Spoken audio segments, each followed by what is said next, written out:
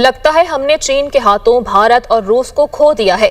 अमेरिकी सदर Donald Trump का अपने सोशल मीडिया अकाउंट पर तंज, कहा कि खुदा करे दोनों ममालिक का चीन के साथ मुस्तकबिल तवील और खुशहाल हो। एक अजीब सी डेवलपमेंट है और देखें कि इसके इशारे तो बड़े वाजे थे, जिस तरीके से डेवलपमेंट हो रही थी और जिस तरीके से जब टैरिफ की बात हुई इनिशियली 25% पे था, फिर जब उन्होंने 25% एडिशनल पे भी गए कि रशियन ऑयल ले रहे हैं और इसके बाद ये पैसा वो रशिया यूज कर रहा है गैस यूक्रेन, और इसके बाद से फिर उन्होंने कहा इनके डेड इकोनॉमी है और इसके बाद बहुत सारे वो सीरियस है, फिर जिस तरह वो डिस्क्रेडिट कर रहे थे। एससीओ समिट में भारत, रूस और चीन की केमिस्ट्री देखने के बाद ट्रंप ने कहा है कि लगता है कि हमने भारत को खो दिया। यानी आप कैसे रोक सकते हैं इंडिया और रशिया के डेकेड्स पुराने इतनी क्लोज पार्टनरशिप और इतने अच्छे रिलेशन कि रशिया ने अपना ऑयल इंडिया के लिए और भी लो कॉस्ट पे कर दिया और भी चीप कर दिया। सीओ में रिसेंटली मोदी साहब गए हैं और वहां से जिस तरीके से, क्योंकि पहले देखें 2022 में उन्होंने अटेंड किया था, लेकिन 2023 में वो खुद नहीं गए थे सीओ की कॉन्फ्रेंस में, वो वर्चुअली उसमें अटेंड किया था, लेकिन इस दफा सिग्नलिंग करनी थी, तो दैट्स वाई वो वहां पे गए। और वहां पे जो जेस्चर्स थे, देखें जो तस्वीरें आई हैं, जो उन्होंने चाइनीज और रशियन प्रेसिडेंट के हाथ पकड़ के जो तस्वीरें खिंचवाई। कि जो पाकिस्तान की सफारतकारी है वो एक इंतहाई ड्रामाई अंदाज में रोज एक नया टर्न लेती है। लगता है ऐसा है जैसे कि कोई खलीलुर रहमान कमर जैसा एक राइटर बैठा हुआ है और पाकिस्तान की सफारतकारी का जो हमारा एक सेटअप है उसके लिए बैठ के कुछ स्टोरीज लिख रहा है। पाकिस्तान एक ही वक्त में कोशिश कर रहा है कि अपने इन दोनों हाथों से या अपने इन दोनों बाजुओं से अमेरिका को भी थामे रखे, चाइना को भी गले लगा ले और रूस की तरफ भी हाथ बढ़ा ले, जो कि इम्पॉसिबल सिचुएशंस होती हैं। लेकिन अब आने वाला वक्त बताएगा कि आगे होता क्या है। लेकिन लेटेस्ट जो टर्मिनोलॉजी है इसको मैं एक कामयाब सफारतकारी नहीं कह सकता, बल्कि इसको स्पीड डेटिंग कहूंगा। और जनरली स्पीड डेटिंग जो है वो फ्लॉप हो जाती है, कामयाब नहीं होती है। ये जो लव स्टोरीज हैं ये एक्चुअल लव स्टोरी से बड़ी डिफरेंट होती हैं।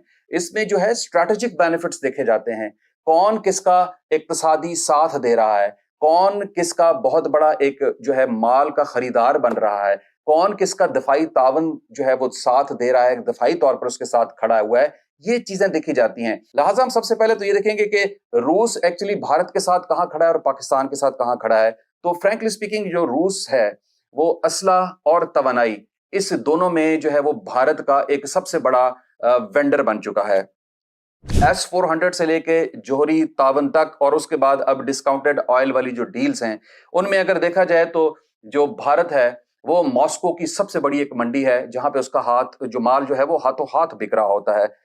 नमस्कार दोस्तों, आप सभी का स्वागत है सिर्फ भारत पर। दोस्तों आप सभी को बता दें कि भारत के ऊपर अमेरिका और डोनाल्ड ट्रंप ने जब से 50% टैरिफ ठोका है तब से भारत और भारत के लोग और भारतीय सरकार अमेरिका से दूरी बनाने की कोशिश कर रही है।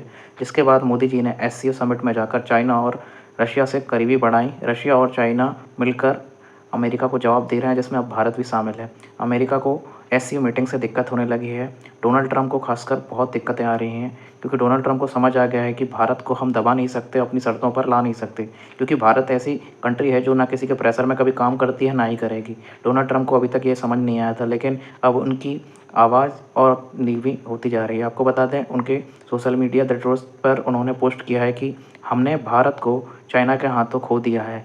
भारत और रशिया चाइना के हाथों में चले गए हैं और हम होप करते हैं कि रशिया और इंडिया चाइना के साथ रहकर ग्रोथ कर सकें।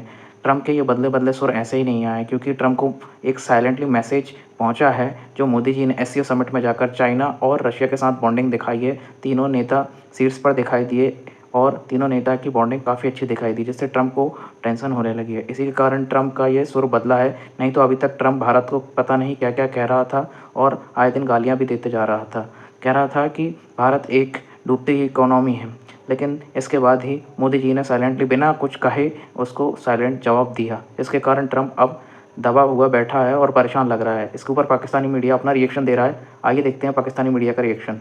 हुआ क्या, मैं आपको बताती हूँ। हुआ ये है कि रशिया ने अपना ऑयल इंडिया के लिए और भी लो कॉस्ट पे कर दिया और भी चीप कर दिया।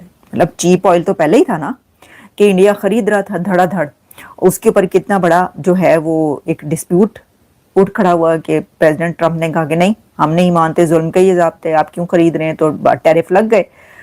अब टैरिफ के बाद अब ये पता चला है कि प्रेसिडेंट पुतिन ने अपना ऑयल भारत के लिए और भी सस्ते दामों कर दिया है, और भी चीप कर दिया है। बहुत ही सस्ते नरखों, सस्ते दामों मिल रहा है भारत को, यानी जितना सस्ता पहले मिल रहा था रशियन ऑयल, अब उससे भी ज़्यादा सस्ता रूस ने, यानी कि पुतिन ने, रशिया ने इंडिया के लिए तेल कर दिया अपना, उससे भी ज़्यादा सस्ता कर दिया कि भाई लो खरीदो और भी खरीदो। अच्छा, इसकी वजह क्या हो सकती है? अगर ऐसा हुआ तो इसकी वजह ये है कि वो कह रहे हैं कि क्योंकि ट्रंप ने तुम्हारे पर टैरिफ लगाए तो चलो हम तुम्हारे साथ हैं, तो तुम तेल खरीदना बंद ना करो। और दूसरा ये कि जाहिर है कि हम तुम्हारे साथ ही स्टैंड करेंगे, क्योंकि हम तुम्हें हमेशा के तुम्हारे साथ ही हैं। तो ये लो, हम एक कदम ये उठाते हैं सबको बताने के लिए या जलाने के लिए कि तुम हमें अगर मना करोगे भारत को कि तुम तेल ना खरीदो, तो हम और भी चीप करेंगे ताकि भारत ज़्यादा से ज़्यादा तेल खरीदे। एक तो अपना तेल भी बिकवा रहा है पुतिन, ठीक है, उन्होंने पुतिन की वो है कि ठीक है और सस्ता हो गया वो, तो वो कहेंगे चलें जी और ख़रीदें। और दूसरा ये कि वो साथ भी दे रहा है अपनी कंट्री का, जो जिसका वो दोस्त है। तो ये सिचुएशन चल रही है। पाकिस्तान को तो रूस के साथ जो तिजारत करने का ख्वाब है वो नींद पूरी करने के बाद आया है। 2023 में पहली दफा जो है वो रूस का जो है ऑयल, डिस्काउंटेड ऑयल या खाम तेल आप उसको कह सकते हैं, वो कार्गो पहली दफा 2023 में पहुंचा है। पाकिस्तान ने जो रशिया के साथ एक स्ट्रीम पाइपलाइन का मुआहदा किया हुआ था वो सिर्फ कागजों में रह गया है, नक्शों में रह गया है, उसकी ऑन ग्राउंड किसी किस्म की कोई एग्जिस्टेंस नहीं है। हाँ, थोड़ी बहुत जो पाकिस्तान मिलिट्री और रशिया की मिलिट्री के बीच में ताल्लुकात हैं जो कि 2015-16 में थोड़े से अच्छे हुए और कुछ एक्सरसाइजेज हुई, उसके अलावा कुछ भी नहीं। अब बात करते हैं कि एक्चुअली कौन क्या चाहता है, रूस क्या चाहता है, भारत क्या चाहता है और पाकिस्तान क्या क्या चाहता है। तो रूस की जब बात करूंगा तो देखें, भारत के साथ उसकी जो स्ट्रेटेजिक रिलेशनशिप है वो बहुत स्ट्रांग है, साथ साथ उसके जो सफारती ताल्लुकात हैं वो बहुत स्ट्रांग हैं, और दिफाई तावन जो है वो बिल्कुल मैचलेस जा रहा है।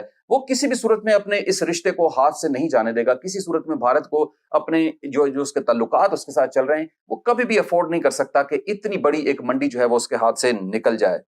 जॉइंट वेंचर्स तक उनके बड़े कामयाब जा रहे हैं, जिसमें ब्रह्मोस जो है वो काबिल जिक्र है।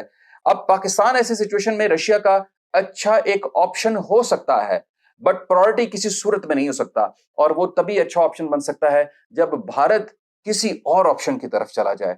तो तब रशिया को नजर आएगा, समझ आएगा कि जो भारत उसकी बाहों में झूल रहा था वो एक्चुअली सिर्फ एक टाइम पासिंग था, और अल्टीमेटली भारत किसी और की तरफ भी झुक गया है। तो फिर शायद पाकिस्तान को एक अच्छा ऑप्शन बन सके, अदरवाइज कोई चांस नहीं है। तिजारत की बात करेंगे तो भारत और रूस के बीच में जो ट्रेड है वो एट द मोमेंट इस वक्त जो है 68 बिलियन यूएस डॉलर्स को क्रॉस कर चुकी है, और 2030 में इन दोनों ममालिक ने फैसला किया है कि हमने हर हाल में 100 बिलियन यूएस डॉलर का जो एक लिमिट है उसको हर हाल में टच करना है। जिस तरीके से ताल्लुकात जा रहे हैं, मुझे नहीं लगता कि 2030 तक ये इस तरह की सिचुएशन बनेगी। ये 2027-28 में 100 बिलियन यूएस डॉलर को जरूर टच कर लेंगे।